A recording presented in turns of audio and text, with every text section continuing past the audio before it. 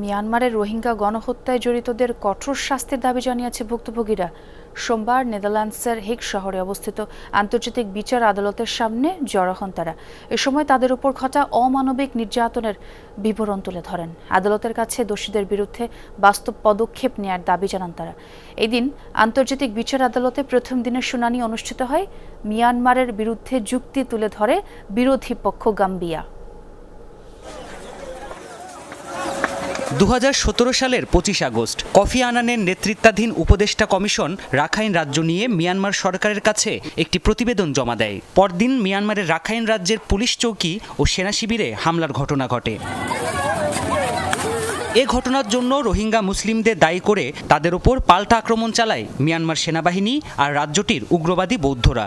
একের পর এক রোহিঙ্গা অধ্যুষিত গ্রাম জ্বালিয়ে দেওয়া হয়, বেছে বেছে রোহিঙ্গাদের হত্যা করা হয়। সহিংসতার মাত্রা এতটাই চরমে পৌঁছায় যে প্রায় 7.5 লাখ রোহিঙ্গা মুসলিম প্রাণ বাঁচাতে আশ্রয় নেয় বাংলাদেশে। এ ঘটনার পর 2019 সালে ইসলামী সহযোগিতা সংস্থা ওআইসির সমর্থনে আন্তর্জাতিক আদালতে মামলা দায়ের করে আফ্রিকার দেশ গাম্বিয়া। মিয়ানমার সরকারের বিরুদ্ধে গণহত্যা সনদের আওতায় রোহিঙ্গা মুসলিমদের জাতিগতভাবে ধ্বংস করার অভিযোগ আনা হয়। দীর্ঘ 6 বছর পর অবশেষে আন্তর্জাতিক আদালতে সেই ঐতিহাসিক মামলার শুনানি শুরু হয়। প্রথম দিন মিয়ানমারের বিরুদ্ধে যুক্তি উপস্থাপন করে গাম্বিয়া।